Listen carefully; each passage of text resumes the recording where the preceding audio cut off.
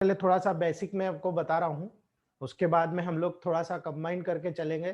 तो जो पुराने ईएच प्रैक्टिशनर है, थोड़ा सा मैं क्षमा चाहता हूँ दोस्तों, कि आपको भी मिलेगा, बहुत कुछ मिलेगा। रोज एक टिप्स आपको मैं दूंगा और बहुत टेक्निकल टिप्स दूंगा जो मेरी प्रैक्टिस में काम आती है दोस्तों।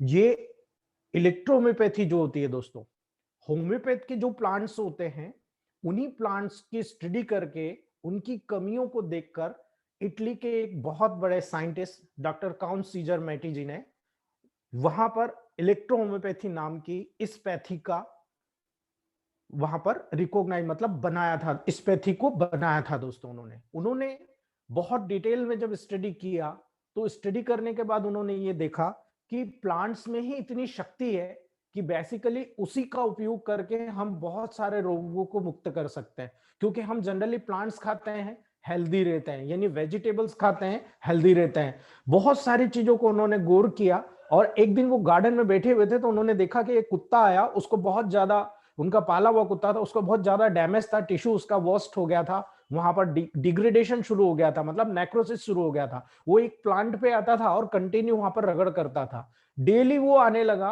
और उनका बैठना होता था और मैटी जी उस चीज को गौर करते रहे। उन्होंने देखा कि कुछ समय बाद, मैक्सिमम 20 to 25 डेज के बाद में, वो कुत्ता बिल्कुल बढ़िया हो गया दोस्तों। तो ये अचानक उनको एक माइंड में एक कहते हैं ना विचार आता है कि भाई ये ऐसा कैसे हुआ, अगर यही चीज हम भी अपना लें कि ऐसा कैसे, तो हम लोग बहुत आगे जा सकते हैं दोस्तों।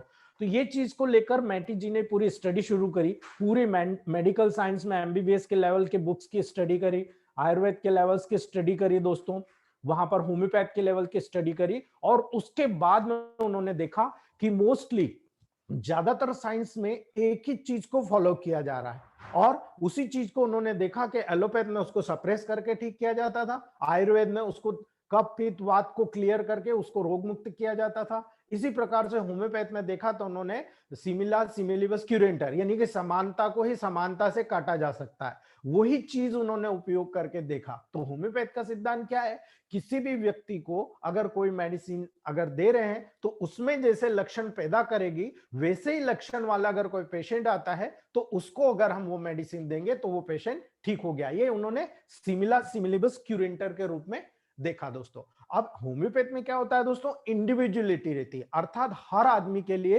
अपनी एक सिंगल मेडिसिन होती है। कभी भी आप किसी भी व्यक्ति को, जैसे मान लो मैं हूं, मेरा परिवार है, मुझे सिर दुख रहा, तो जरूरी नहीं कि मेरी पत्नी का सिर दुख रहा, मेरे बच्चों का दुख रहा, मेरे माता पिता का दुख रहा, तो वही मेडिसिन जैसे बेलोडोना दिया, तो बेलोडोना हमने दिया तो मैंने लिया, मुझे शूट कर गया। लेकिन बेलोडोना के सिम्टम होते हैं अचानक आना, अचानक जाना, तेजी के साथ आना, धीरे से, वहां पर तेजी के साथ आकर तेजी के साथ चले जाना, धीरे से कोई रोल नहीं होता वहां पे, सब तेजी के साथ सिम्टम होता है। अचानक आएगा, बहुत सीवियर पेन होगा, अचानक चला जाएगा, लेकिन धीरे धीरे धीरे आएगा और धीरे धीरे धीरे जाएगा। तो ये बहुत सारे मेडिसिन के सिम्टम होते हैं, जिल्सिमिम हो गया, एकोनाइट नेपेलस हो गया, ऐसे करके बहुत सारी मेडिसिन का, तो ये इंडिविजुअलिटी पे डिपेंड करता था। तो मैटी जी ने ये देखा, जब 11 जनवरी 1809 की पैदाइश है दोस्तों इटली में उनकी, और जब उन्होंने धीरे धीरे इस चीज को अध्ययन किया तो 1865 ईस्वी में, मतलब 1865 सन को, उन्होंने ये डायग्नोस किया कि ये जो पैथी है बहुत कारगर पैथी है, और इससे मैं जो अधूरी पैथियां हैं उनको भी मैं ठीक कर सकता हूं, उनके बहुत सारी जो कमियां हैं उनको मैं पूरी कर सकता हूं। और उन्होंने डीप स्टडी की प्लांट वेजिटेबल किंगडम की, और जब प्लांट्स की पूरी डिटेल स्टडी करी, उनका डिटेल स्टडी करने के बाद वो सबसे पहली मेडिसिन उन्होंने बनाई इलेक्ट्रोहोम्योपैथ के रूप में, S1। जब उन्होंने S1 बनाई और उसके साथ उन्होंने इलेक्ट्रिसिटीज बनाई दोस्तों, खासतौर से डब्ल्यू की बात कर रहे हैं हम, जब इलेक्ट्रिसिटी बनाई उन्होंने, तो उन्होंने पाया कि इसमें कहीं ना कहीं एक ऐसा तत्व है जो बाहर किसी भी ऑर्गन के ऊपर अप्लाई कर दिया जाए तो उस ऑर्गन से रिलेटेड डिसीज को कवर किया जा सकता है दोस्तों। तो उन्होंने इस फिलॉसफी को इसलिए अध्ययन किया दोस्तों, क्योंकि उनको यह पता था कि स्किन है, तो स्किन के अंदर नीचे की तरफ नर्व एंडिंग्स पाई जाती है। भाई हमको कांटा चुभा, हमको गर्म पानी लगा या ठंडा पानी लगा, हम कैसे करते हैं, एकदम से चमक जाते हैं। ये कैसे महसूस होता है दोस्तों, 1/1000वें सेकंड में मैसेज भी चला जाता है ब्रेन को, और ब्रेन से वापस हमारी बॉडी में मैसेज आ जाता है कि भाई यहाँ पर ठंडा लगा, यहाँ गर्म लगा, यहाँ कांटा चुभा, हम फट से पांव को ऊपर उठा लेते हैं दोस्तों। तो ये पूरा मैकेनिज्म उन्होंने समझा कि नर्वस सिस्टम से जब हम इलेक्ट्रॉइड्स होते हैं, इलेक्ट्रॉइड्स मतलब पॉजिटिव नेगेटिव, तो इन इलेक्ट्रोड्स का उपयोग किया। तो इलेक्ट्रो होम्योपैथी नाम देने का मतलब ये नहीं कि कोई इलेक्ट्रिक करंट लग रहा है दोस्तों। इलेक्ट्रो होम्योपैथी का मतलब होता है, जो मैंने कल आपको बताया था दोस्तों, पैथी का मतलब होता है कोई भी चिकित्सा पद्धति। एलोपैथ हुआ, आयुर्वेद हुआ, होम्योपैथ हुआ, सिद्ध साइंस हुआ, रेकी हुआ, इलेक्ट्रो होम्योपैथ हुआ, ये पैथी है दोस्तों। ये पद्धति है, किस पद्धति से आप चिकित्सा करते हो वो पैथी। होम्यो होम्यो का मतलब होता है होम्योस्टेसिस, यानी कि बॉडी को बैलेंस करना, न्यूट्रिशनल बैलेंस करना, फंक्शनल बैलेंस करना, स्ट्रक्चरल बैलेंस करना। डेली एक प्रोसेस हमारी बॉडी में कंटिन्यू होती रहती है दोस्तों, जिसके माध्यम से हमारी बॉडी कंटिन्यू बैलेंस बना के चलती है। और जब हमारी बॉडी में कंटिन्यू बैलेंस रहेगा तभी तो हम हेल्दी रहेंगे दोस्तों। जैसे मैंने कल उदाहरण बताया था आपको, अगर हम हेल्दी हैं, जैसे एक छोटा सा उदाहरण लीजिए दोस्तों, हम लोग खाना खाते हैं, ठीक है, खाना खाने के बाद में वो पचता है, पचने के बाद में उससे न्यूट्रिशन मिलता है। न्यूट्रिशन कहां मिलेगा दोस्तों, कैसे जाएगा? ये न्यूट्रिशन मिलेगा जब भी तो हमारा शरीर ग्रोथ कर रहा है।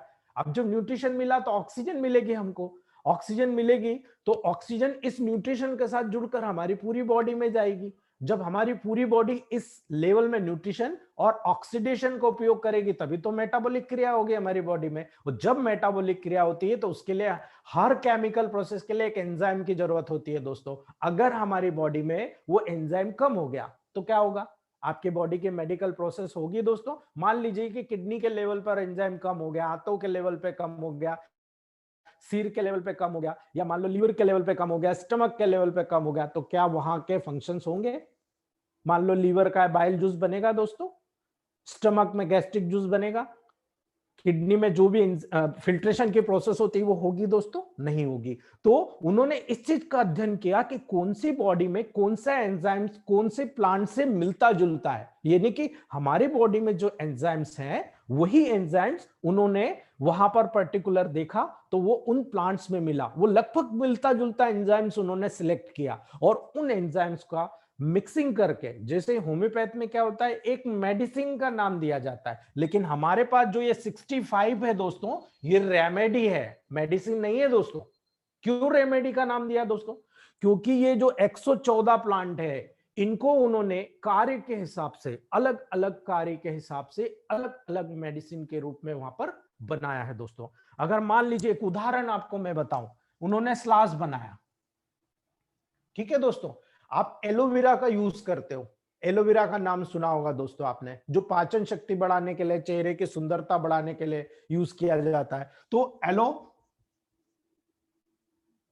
कैपेंसिस और जेंशियाना ल्यूटिया, ये दो प्लांट्स उन्होंने देखे कि ये दो प्लांट्स ऐसे हैं जो किसी भी प्रकार से पेट को, खास तौर से रेक्टम, जहां पर मल कलेक्ट होता है, हमारा खाना खाने के बाद जो मल कलेक्ट होता है, जो बहुत गर्म पार्ट होता है, उस रेक्टम से एनस तक ये दो मेडिसिन बहुत अच्छे से काम करती है। ठीक है दोस्तों, तो वहां पर उन्होंने ये मैन्युफैक्चर किया स्लास, कि भाई केवल उस ऑर्गन पर जाकर काम करे जहां पर दस्त साफ नहीं हो रहे। तो स्लास को हमने एक मेडिसिन के नाम से नहीं पहचान कर हमने रेमेडी के नाम से पहचाना, क्योंकि इसमें दो प्लांट है। इससे कई मेडिसिन है, S1 है, S1 में कई प्लांट्स मौजूद है, S10 है, कई प्लांट मौजूद है दोस्तों। तो ये उन्होंने ये डायग्नोस किया कि पर्टिकुलर इन दो प्लांट्स में ऐसे एंजाइम मौजूद है जो हमारे डाइजेस्टिव प्रोसेस को स्पेशली रेक्टम से एनस तक पूरा क्लियर करने का काम इनके माध्यम से करेंगे दोस्तों।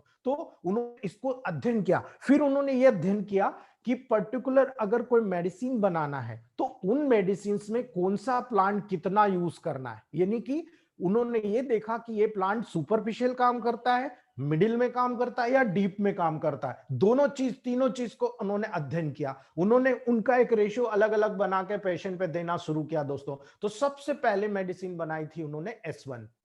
जब S1 बनाई थी उन्होंने, तो उन्होंने S1 बनाने के बाद में कई रोगों को, जो बहुत समय से 12-12, 13-13 साल तक पीड़ित थे दोस्तों, उनको उन्होंने एसिडिटी, गैस्ट्राइटिस, डाइजेस्टिव प्रॉब्लम, तमाम प्रॉब्लम्स को उन्होंने S1 के माध्यम से ठीक करना शुरू किया दोस्तों। साथ में उन्होंने इलेक्ट्रिसिटी प्रिपेयर की। इलेक्ट्रिसिटी के बाद में उन्होंने उसको बाहर से अप्लाई करके उनका दर्द, जादू जैसा दर्द दूर कर देना। जैसे किसी को सिर दर्द होता था तो वो 2 गोली लेते थे, 2 गोली को 1 कप पानी में डिसॉल्व कर देते थे, घोल देते थे, और उसी को वहां पर लेकर सिर के ऊपर लगा देते थे, पेशेंट का सिर दर्द गायब हो जाता था दोस्तों। वर1 लेते थे, वर1 को क्या करते थे, डिजॉल्व कर लेते थे और एक बूंद नाभि में डाल देते थे, पेट दर्द बंद हो जाता था दोस्तों। तो इस प्रकार से उन्होंने लॉजिक पॉइंट्स वहां पर बनाना शुरू किए, पर्टिकुलर धीरे धीरे धीरे प्रैक्टिकल करके वो आगे बढ़ते गए दोस्तों। इस प्रकार से किसी लोगों को अगर कोई पेन की प्रॉब्लम होती थी तो वो बड़े से टब में गर्म पानी डाल देते थे, उसमें WE और F1 की कुछ मात्रा डाल देते थे दोस्तों और उसको लेटा देते थे। कुछ समय के बाद ही पेशेंट बोलता था, अरे साहब हमारा तो दर्द गायब हो गया। तो भाई ये तो एक सिद्धांत है। उन्होंने आपकी इस नर्व, जो नर्व एंडिंग्स होती है, उसको उन्होंने स्टिमुलेट कर दिया और उसी नर्व एंडिंग को स्टिमुलेट करके उन्होंने बहुत सारे बॉडी के फंक्शन को नॉर्मलाइज कर दिया, न्यूट्रल कर दिया। भाई प्रॉब्लम कब आती है बॉडी में? भाई एक होता है हाइपर एसिडिटी, एक होता है हाइपो एसिडिटी।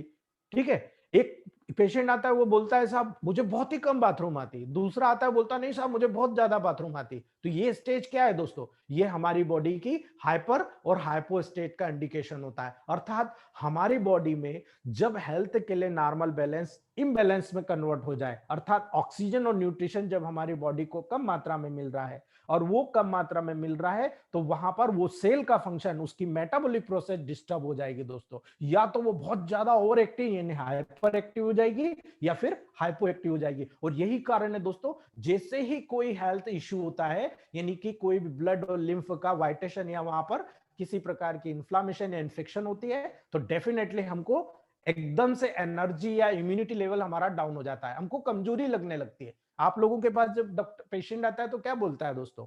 साहब मुझे तो बुखार आ रहा है पर मुझे हाथ पांव बहुत दर्द होते हैं, हरारत हो रही है, मुझे कमजोरी बहुत ज्यादा फील हो रही है। तो ये क्या है दोस्तों? ये इस लेवल पर आके आपको देखना है कि हाँ इसको ये हो चुका है। अब आपको ये देखना है कि ये हाइपर लेवल पे हुआ है या हाइपो लेवल पे हुआ है। दोनों कंडीशन आपको सिलेक्ट करना है। अगर हाइपर पे हुआ तो न्यूट्रल कर दो, हाइपो पे हुआ तो न्यूट्रल कर दो। और यही एकमात्र इलेक्ट्रोहोम्योपैथी चिकित्सा पद्धति है दोस्तों, जो अगर कोई हाइपर कंडीशन है तो भी उसको न्यूट्रल में लाएगा, हाइपो में नहीं ले जाएगा दोस्तों। ये इसकी विशेषता है इलेक्ट्रोहोम्योपैथ की। अगर किसी को हाइपो कंडीशन है तो उसको न्यूट्रल में लाएगा, हाइपर में नहीं ले जाएगा दोस्तों। ये इसकी स्पेशलिटी होती है दोस्तों। जब हम इस चीज को अच्छी तरीके से समझ जाते हैं तो इलेक्ट्रोहोम्योपैथ जैसा, दोस्तों मैं खुद BHMS हूं, लेकिन मैं 30% पे आ गया हूं और मैं 70% इलेक्ट्रोहोम्योपैथ करता हूं दोस्तों। मैं कल आपको ग्रुप में अपने ग्रुप में का वीडियो बना के डालूंगा, आप देखेंगे आपको आश्चर्य होगा दोस्तों कि मेरे क्लिनिक पे सारे लोग आके यही बोलते हैं, सर वो पेन किलर ऑयल दे दो जो आप बना के देते हो, आप मुझे सर्दी की वो दवाई दे दो जो 5 दिन की देते हो। ये सारी एज की चीजें हैं दोस्तों और उससे मुझे बहुत बेनिफिट मिलता है। मेरे बहुत सारे पेशेंट, और सबसे बड़ी चीज होती है जितने भी बिगिनर्स होते हैं, नए लोग होते हैं, उनको बहुत इजी सीखने को मिलता है। एलोपैथ में आपको रटना पड़ेगा, यहां रटने की जरूरत ही नहीं है। 38 मेडिसिन सिंगल है, 27 मेडिसिन कंबाइंड है, टोटल मिला के हमारा 65 मेडिसिन है। 114 प्लांट के बारे में पढ़ना है। ज्यादातर प्लांट तो आपके घर के आसपास मिलते हैं। प्याज क्या करते हो दोस्तों? प्याज खाते हो कि नहीं खाते हो? लहसुन खाते हो कि नहीं खाते हो दोस्तों? हल्दी खाते हो कि नहीं खाते हो? है ना? तो मैक्सिमम प्लांट आपके पास, एलोवेरा खाते हो कि नहीं? अभी उदाहरण बताया मैंने आपको, ठीक है? तो मैक्सिमम प्लांट ऐसे हैं, लेकिन हमको उनके गुण ही नहीं मालूम है दोस्तों। इसीलिए मैं बोल रहा हूं बहुत इजी है इलेक्ट्रोहोम्योपैथ। कोई भी पद्धति के लोग हो, चाहे वो आयुर्वेद कर रहा हो, नेचुरोपैथ कर रहा हो, एक्यूप्रेशर कर रहा हो, एक्यूपंक्चर, इलेक्ट्रोहोम्योपैथ में सबके लिए कुछ ना कुछ मिलेगा दोस्तों आपको। जब पेन थेरेपी की बात आती है, जितने भी फिजियोथेरेपिस्ट होते हैं, जितने भी नेचुरोपैथिक्स होते हैं जो डिटॉक्सिफिकेशन करते हैं या पेन किलर पे काम करना चाहते हैं, उनके लिए गोल्डन चांस है दोस्तों। मैक्सिमम में कम से कम 365 डॉक्टर जो मेरे से पहले ट्रेनिंग ले चुके हैं, उनमें से 100 से 125 लोग इसी टाइप के लोग थे दोस्तों, जिनकी इलेक्ट्रोहोम्योपैथ की डिग्रीज नहीं थी। वो केवल सीखने की उमंग थी, उनको लगा कि नहीं यार इलेक्ट्रोहोम्योपैथ को हम अपना लें और हम इलेक्ट्रोहोम्योपैथ के लेवल पर बहुत अच्छा वर्क कर सकते हैं दोस्तों। और आज मुझे खुशी होती है कि जो होम्योपैथ डॉक्टर मुझे पहले क्रिटिसाइज करते थे, अरे क्या इलेक्ट्रोहोम्योपैथ में घुस रहा है, क्या होता है, हमारी डिग्री बड़ी है हमारी, आज वही बोलते हैं कि यार हमको भी सिखा दे यार, भाई क्या तेरा जादू है यार, बोले बहुत जल्दी रिजल्ट मिल जाता है तेरे को। हम तो बोले साल भर में ठीक करते हैं। रूमेटिक फैक्टर मैंने 700 पेशेंट ठीक करे हैं दोस्तों 2 साल के अंदर, उनके नेगेटिव अभी तक 20-25 भी नहीं करेक्ट हुए हैं। तो ये डिपेंड करता है कि आपका डायग्नोसिस क्या होता है, आपको कितना नॉलेज है दोस्तों।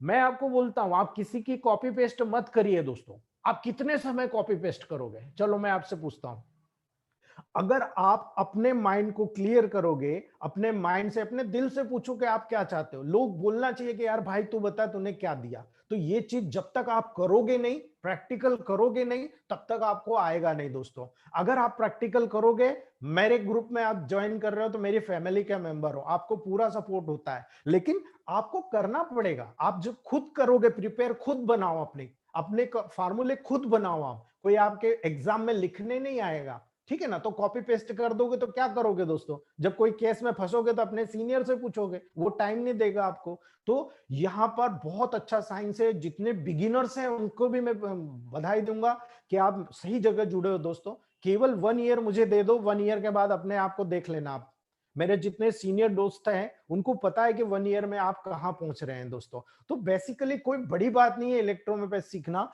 बस ये इतने में सब कुछ है दोस्तों।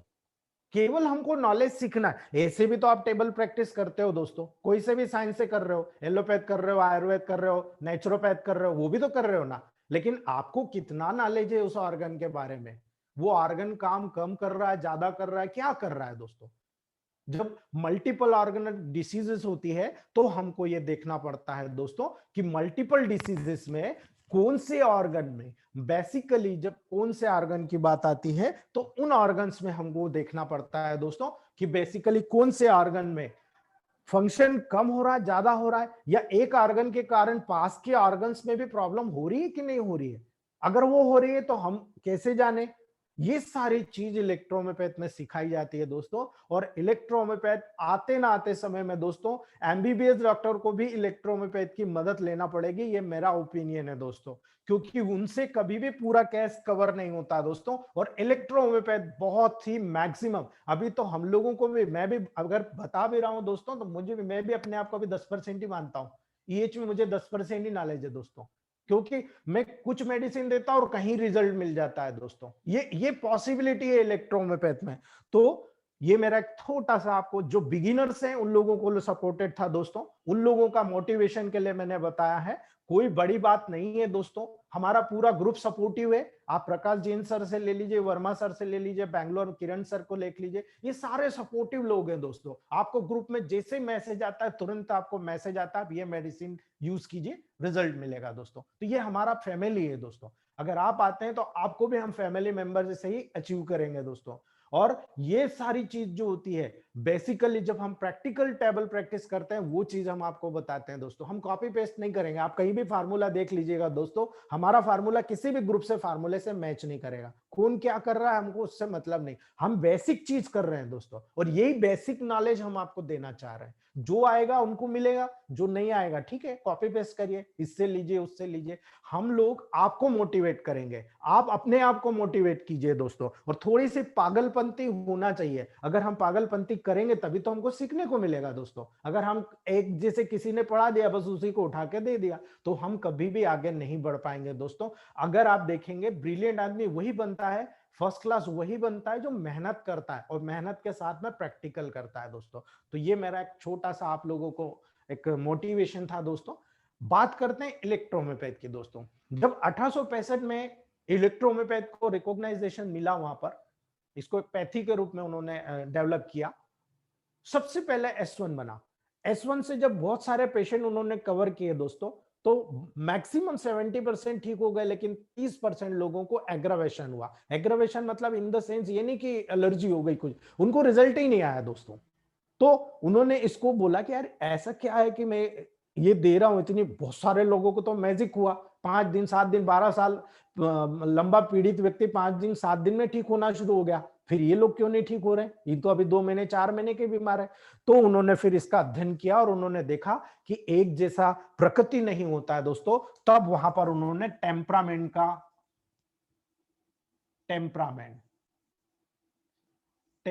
उन्होंने डेवलप किया दोस्तों। टेम्परामेंट मतलब प्रकृति। आप अब एक छोटा सा उदाहरण, अब अपने आसपास के वातावरण को देख लीजिए दोस्तों। जो दिल्ली में रह रहा है, कितना पोल्यूटेड एरिया में रह रहा है दोस्तों, क्या उसको रेस्पिरेटरी डिसीज नहीं होगी, क्या उसको क्रॉनिक डिसीज नहीं होगी, क्या उसको एलर्जिक कंडीशंस नहीं होगी, क्या उसको मेजर डिसीजेस नहीं होगी दोस्तों। डेफिनेटली होगी, क्योंकि उनकी बॉडी में ऑक्सीजन लेवल ही नहीं पहुंच पाएगा।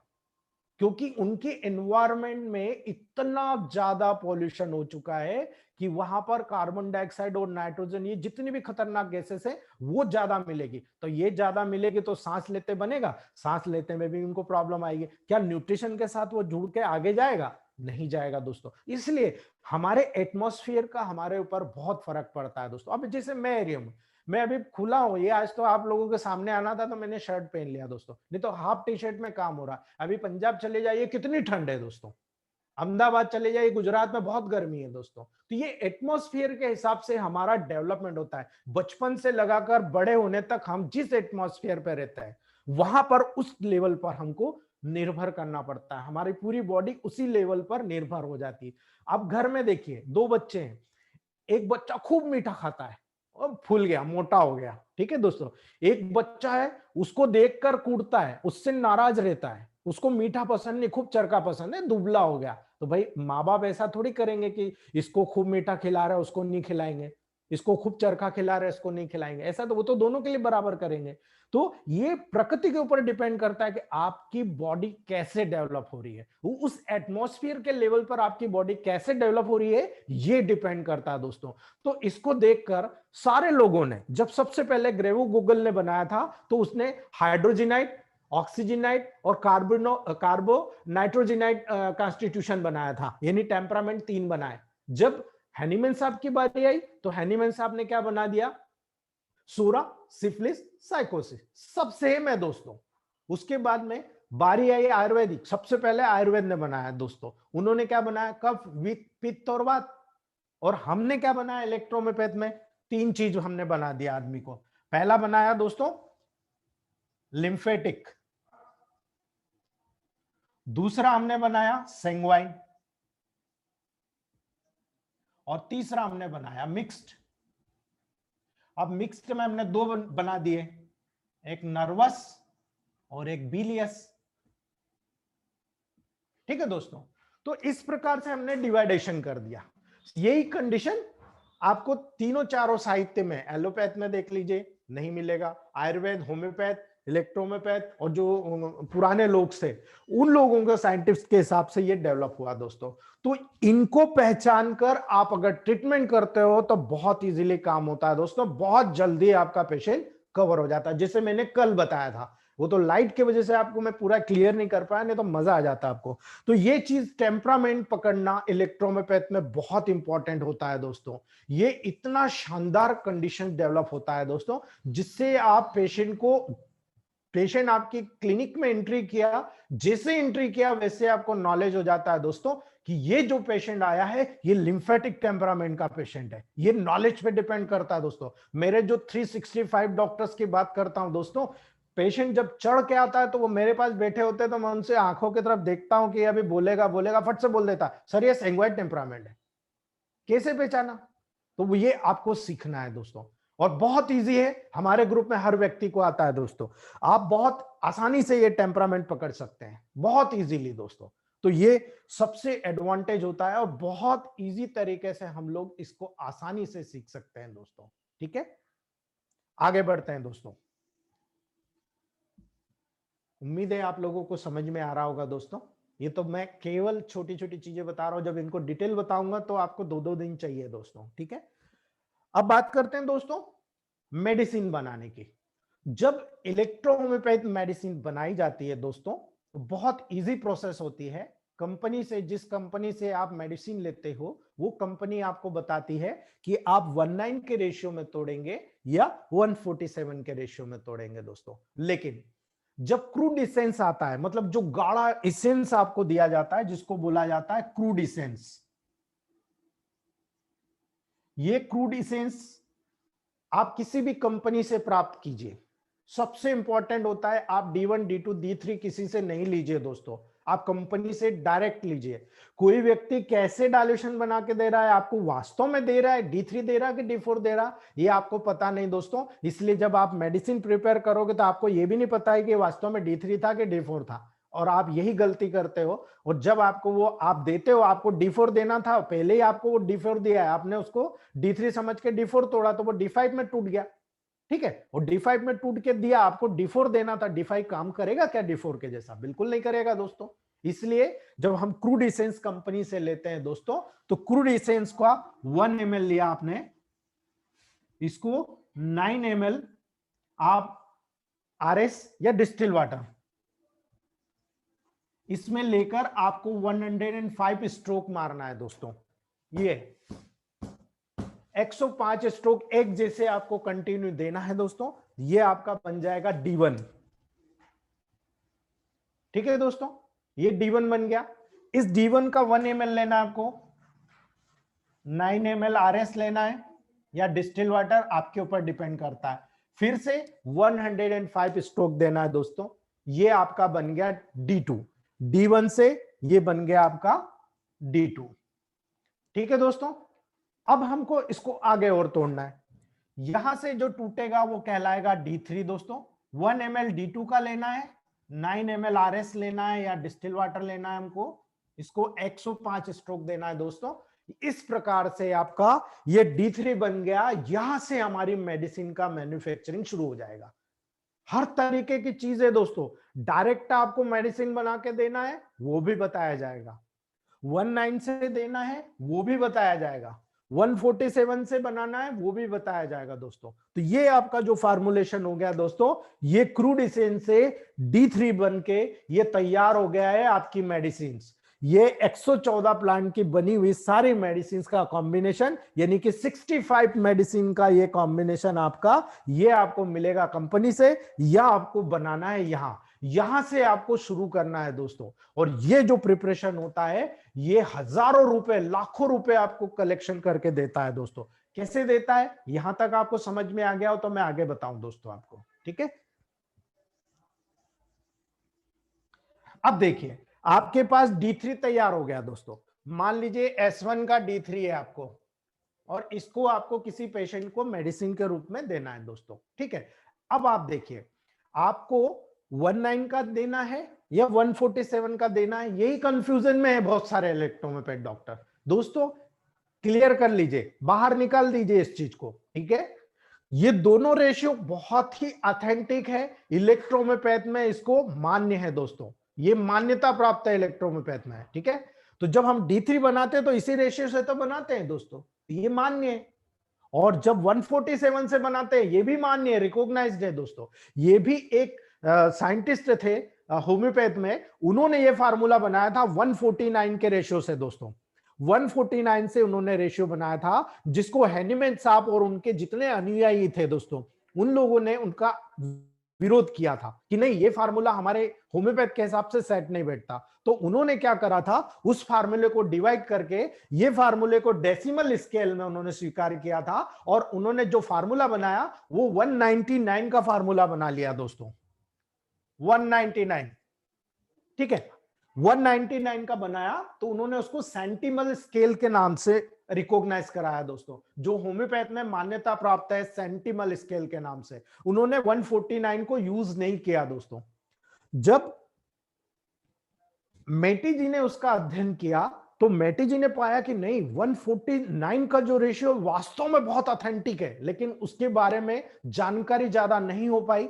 हैनीमैन साहब के कुछ लोगों ने उसका यूज करना शुरू किया, उनके अनुयायियों ने बहुत अच्छे रिजल्ट मिले, लेकिन पूरी होम्योपैथिक एसोसिएशन ने उसको एक्सेप्ट नहीं किया दोस्तों। लेकिन इलेक्ट्रोहोम्योपैथ में उसको एक्सेप्ट किया गया। डॉक्टर NL सिन्हा साहब, डॉक्टर श्रीवास्तव साहब, इन लोगों ने उसको सिलेक्ट किया दोस्तों, और उनका उपयोग किया। उन्होंने क्या करा कि 147 जो रेशियो था उसको उन्होंने बाद में बनाया, पहले 149 का बनाया। वो क्या करते थे, 1 ml मेडिसिन का D3 से लेते थे और 47 ml डिस्टिल वाटर डालते थे, और चूंकि डिस्टिल वाटर ज्यादा समय तक खराब हो जाता है, फंगस आ जाती है उसमें, तो वो क्या करते थे, 2 ml इसमें RS मिला लेते थे दोस्तों। तो टोटल 149 का रेशियो वो प्रिपेयर करते थे, जिससे मेडिसिन सालों साल एक जैसी पड़ी हुई रहती थी दोस्तों, और 105 स्ट्रोक मार के वो मेडिसिन बनाते थे, और इस प्रकार से वो यूज करते थे। लेकिन आजकल डिस्टिल वाटर में मेडिसिन का बनने के जो फिलोसॉफी है वो चालू हो गई दोस्तों,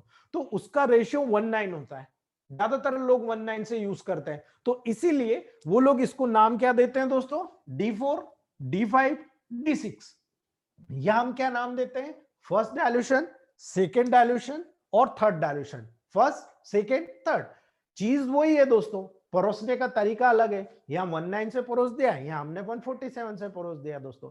एक पंगत में बैठे हो आप, दो परोसने वाले आ रहे, एक बोल रहा है लो लो हलवा लो, रबड़ी लो, रबड़ी लो, एक बिल्कुल आपके सामने से निकल गया, कुछ नहीं बोला वो। ये वाली स्थिति है दोस्तों। इसलिए मैं आपको कह रहा हूं कंफ्यूज नहीं होना है, दोनों पद्धति बहुत अच्छी है, लेकिन दोनों का डिफरेंस समझिए आप दोस्तों।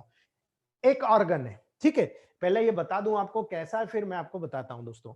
जब आपके पास D3 मौजूद है और आपको 1:9 से रेशियो बनाना है दोस्तों, तो 1 पार्ट मेडिसिन का लीजिए, 9 पार्ट आपको अल्कोहल या डिस्टिल वाटर लेना है। इसको आपको 105 स्ट्रोक देना है। जिस कंपनी से मेडिसिन लोगे वो कंपनी का रेशियो, कुछ कंपनी 10 स्ट्रोक में बता देती है, कुछ 110 स्ट्रोक में बताती है, कुछ 105 स्ट्रोक में बताती है। तो ये हम लोगों के ऊपर डिपेंड करता है, जिस कंपनी की मेडिसिन यूज करते हैं उस कंपनी से पूछिए आप कि हमको स्ट्रोक कितने मारना है, ठीक है, और वो ये चीज आप यहां पर करना है दोस्तों। तो 1 पार्ट आपने मेडिसिन का लिया, 9 पार्ट आपने अल्कोहल का या डिस्टिल वाटर का लिया, 105 स्ट्रोक दिए आपने दोस्तों, ये आपका D4 तैयार हो गया। D4 कैसे देना, कब देना, मैं आगे बता रहा हूं। ये D4 तैयार हो गया दोस्तों, इसको हम बोलते हैं पॉजिटिव डोज, पॉजिटिव मेडिसिन, ठीक है दोस्तों, बहुत स्ट्रांग इसमें मेडिसिन की मात्रा है और पॉजिटिव रूप में है दोस्तों। जब मैं आगे पॉजिटिव नेगेटिव डिसीज का बताऊंगा, आपको मैंने अभी बताया था कि हाइपर वर्क करना और हाइपो वर्क करना दोनों में अंतर है ना दोस्तों, ये दोनों चीज मैं आपको आगे बता रहा हूं। तो यहां पर जब D4 तोड़ा तो ये पॉजिटिव डोज हो गया। जब इस D4 का एक पार्ट लिया, 9 ml वापस अल्कोहल लिया आपने, RS या फिर डिस्टिल वाटर लिया, उसको D5 फिर से आपने 105 स्ट्रोक मारा, ये आपका D5 हो गया दोस्तों। ये जो D5 होता है ये न्यूट्रल होता है दोस्तों, ये न्यूट्रल डोज होता है, न ज्यादा न कम। जब हमको डायग्नोसिस ही नहीं हो पा रहा है, पेशेंट ना सिम्टम ढंग से बता पा रहा है, ना हम साइन ढंग से पकड़ पा रहे हैं, तो ये डोज होता है कि हम ना D4 दे, ना D6, ना पॉजिटिव ना नेगेटिव, हम न्यूट्रल दे दें। तो न्यूट्रल एक ऐसा डोज होता है जो पूरी बॉडी को बैलेंस कर देता है दोस्तों, ठीक है, और बैलेंस जब कर देगा तो हमारी डिसीज ऑटोमेटिकली धीरे धीरे कम हो जाएगी। फिर हमको डिसाइड करना है कि ये डिसीज में पॉजिटिव देने की जरूरत है या नेगेटिव और करने की जरूरत है। अगर डिसीज न्यूट्रल वे में आ रही लेकिन ठीक नहीं हुई, तब हमको यहाँ डिसाइड करना पड़ता है कि D4 दे या D6 दे। वो अकॉर्डिंग टू कंडीशन सिलेक्ट करना पड़ता है कि कैसे हम उस चीज को उपयोग करें दोस्तों। बात आती है D6 की, जब हम इस D5 का 1 ml और 9 ml हम डिस्टिल वाटर या RS का लेकर D6 बनाते हैं 105 स्ट्रोक मार के, तो ये हमारा D6 बनता है जो नेगेटिव होता है दोस्तों, ठीक है दोस्तों। ये कंडीशन हमारी D4, D5 और D6 की होगी। D4 पॉजिटिव हुआ, D5 न्यूट्रल हुआ और D6 नेगेटिव हुआ दोस्तों, ठीक है। आगे बताता हूं इनका उपयोग हम कैसे करेंगे दोस्तों। यही कंडीशन अगर हम 147 में देखें दोस्तों, तो 1 part medicine, 47 part distil water या RS, 105 स्ट्रोक दिया हमने, ये हमारा तैयार हो गया दोस्तों first dilution. Same, it is same, कोई अंतर नहीं है दोस्तों। जब सेकंड डायल्यूशन बना है तो फर्स्ट डायल्यूशन का 1 part 47 part distil water, 105 stroke, ये बन गया हमारा सेकंड डायल्यूशन, ठीक है दोस्तों, ये सेकंड हो गया। थर्ड हमारा बनेगा, सेकंड से 1 पार्ट लिया, 47 ml हमने डिस्टिल वाटर लिया, 105 स्ट्रोक दिए, ये हमारा थर्ड डायल्यूशन हो गया दोस्तों। इसमें भी वही कंडीशन रहेगी, ये पॉजिटिव रहेगा दोस्तों, ये न्यूट्रल रहेगा, ये नेगेटिव रहेगा दोस्तों, सेम कंडीशन। लेकिन आप अगर दिमाग चलाएंगे दोस्तों, आपने अगर थोड़ा सा भी अपना, मैंने कहा ना पागलपंती करने की जरूरत पड़ती है दोस्तों, अगर आप थोड़ा सा भी दिमाग चलाएंगे, तो अगर आप जो बनिए के सोच रखेंगे दोस्तों, तो बनिए के सोच देखिए आप, यहां 1:9 का रेशियो है, मतलब एक मेडिसिन में 9 पार्ट, यानी आप अगर देखा जाए, और यहां देखो 147 पार्ट, मतलब यहां एक ही मेडिसिन एक ही पार्ट बन रहा है, लेकिन इसी मेडिसिन का यहां 5 पार्ट बन रहा है दोस्तों, यानी कि इसका पावर 1 है तो इसका पावर 5 है। आप देख लीजिए 9 पंजे 45, लगभग 5 पावर के आसपास ऊपर है दोस्तों। तो यहां पर मेडिसिन की मात्रा ज्यादा रहेगी, यहां पर मेडिसिन की मात्रा इसकी तुलना में 5 गुना कम रहेगी दोस्तों। ठीक है, ऐसा क्यों और इसका एडवांटेज क्या है आगे बता रहा हूं दोस्तों। ठीक है, दूसरी बात, यहां पर जब सेकंड बनेगा दोस्तों, तो इसका एक पार्ट लेकर सेकंड बनेगा, तो यहां पर फर्स्ट वाले का मतलब जो पांचवा भाग था, इसका पांचवा भाग था, उस पांचवें भाग का एक भाग लिया और उसको फिर 47 से बनाया। तो यहां पर जो D5 बन रहा है, यहां पर जो सेकंड बन रहा है, इस D5 का 10th डायल्यूशन होगा दोस्तों। कितना डिफरेंस हो गया? 8 गुना ज्यादा। ठीक है, इसका क्या एडवांटेज आगे बताऊंगा दोस्तों। अब यहां पर आपने 19 से तोड़ा, सेकंड D5, इस D5 का 19 लिया और 19 का फिर उसको 105 स्ट्रोक मारा दोस्तों, तो ये आपका D6 बना। तो यहां पर आपने 3 भाग लिया दोस्तों। लेकिन जब सेकंड से मतलब 10th बन रहा है, मतलब हालांकि वो सेकंड डायल्यूशन कहलाता है, लेकिन जब वो 10th बन रहा है, उस 10th का आपने 1/47 पार्ट तोड़ा, तो ये 15th बन गया। मतलब यहां D6 बना, उसका यहां पर 15th डायल्यूशन। अगर इस लेवल पर देखोगे तो ये 15th डायल्यूशन बन गया दोस्तों। ठीक है, तो कितना डिफरेंस है दोस्तों। यहां मेडिसिन ज्यादा लग रही, यहां मेडिसिन भी कम लग रही। ठीक है, पहली बात। और इसका एडवांटेज इससे 10 गुना ज्यादा तेज मिलता है दोस्तों। कैसे, अभी बता रहा हूं आपको। इतना समझ में आया? आगे बढ़ते हैं दोस्तों। अब बेसिकली इसीलिए कंफ्यूजन होता है सारे लोगों को। कुछ लोग बोलते हैं 19 करो, कुछ बोलते हैं 147। हम कंफ्यूज हो जाते हैं। अरे दोस्तों, कंफ्यूजन की जरूरत ही नहीं है, ये हमारी ईएच फैमिली है, यहाँ पर कंफ्यूजन नहीं होता। ठीक है, तो ये चीज समझ गए। अब देखिए दोस्तों, ऑर्गन होता है, कोई भी ऑर्गन जब काम करता है दोस्तों, तो काम कब करेगा? कोई आदमी काम कब करेगा? उसको दिन भर काम कराओ, खाने पीने को मत दो, काम करेगा दोस्तों? एक जैसा काम करेगा? नहीं करेगा दोस्तों। तो हमारी बॉडी में भी ऑर्गन्स होते हैं, और वो जब ऑर्गन्स काम करते हैं, उनको जब न्यूट्रिशन मिलेगा तभी वो अच्छे से काम करेंगे। तो आपको न्यूट्रिशन देना है तो क्या करोगे आप? D4 या फर्स्ट डायल्यूशन। जब भी किसी ऑर्गन में न्यूट्रिशन की जरूरत होती है, तब आप क्या करोगे दोस्तों? यही दोगे ना, D4 या फर्स्ट डायल्यूशन। ये क्या है? पॉजिटिव है। पॉजिटिव मतलब इनके अंदर जो केमिकल मॉलिक्यूल्स होते हैं दोस्तों, बहुत घने होते हैं, मतलब बिल्कुल गुच्छे के रूप में होते हैं मॉलिक्यूल्स।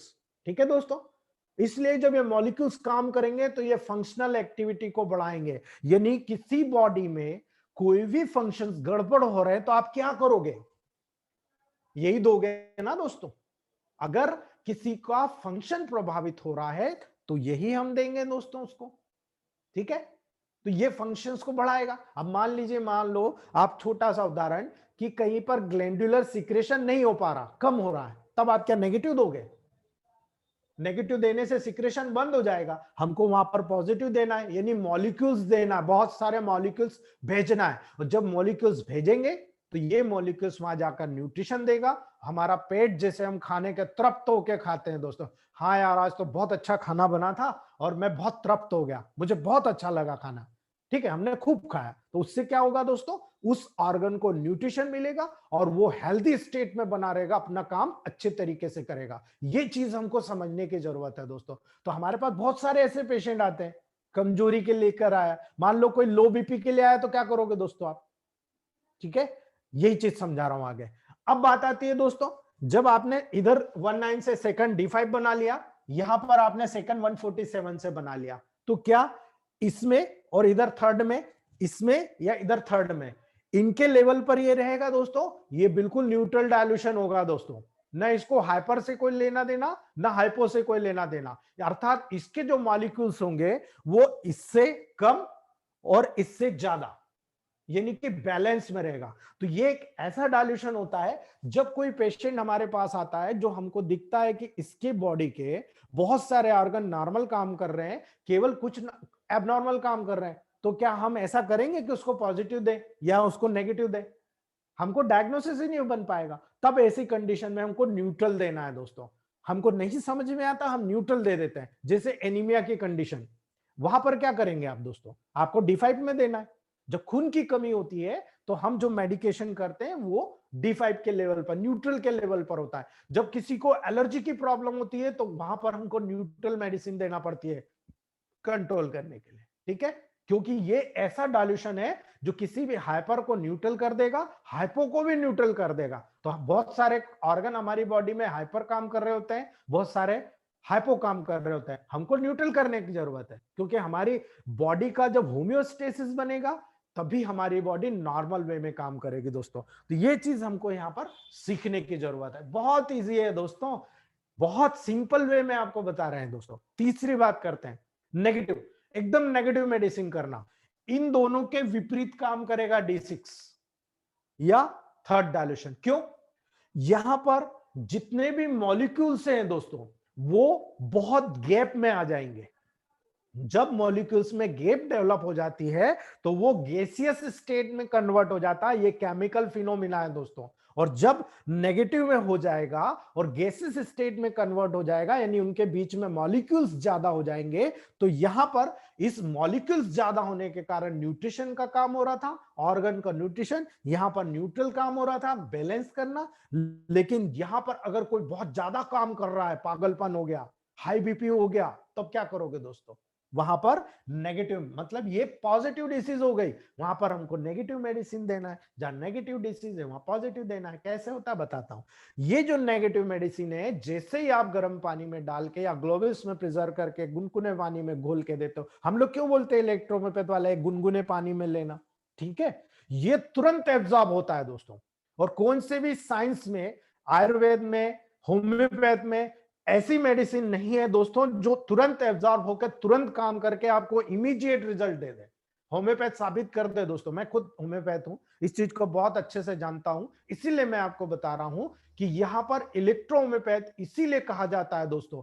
जो एक्सटर्नल हम इलेक्ट्रिसिटी को पॉइंट्स पर अप्लाई करते हैं, 45 पॉइंट्स होते हैं, उन पे अप्लाई करते हैं, वो क्विक रिजल्ट हमको ब्रेन में देखने को मिलता है। विक्स वेपोरअप क्या करता है दोस्तों, यहाँ की जो नर्व एंडिंग्स होती है उसको स्टिमुलेट करता है, अमृत धारा मिला होता है, ये स्टिमुलेशन होकर कूलिंग इफेक्ट आ जाता है दोस्तों। और ये कूलिंग इफेक्ट से हेड एक बंद हो जाता है। यही काम हम केवल 2 मेडिसिन F2WE से करते हैं दोस्तों, और मैजिक रिजल्ट मिलता है। किसी को फीवर तेज हो जाए दोस्तों, यही F2WE को हम यहां पर यूज करते हैं, अप्लाई करते हैं, और हमको रिजल्ट मिल जाता है दोस्तों 40 नंबर 48 पर।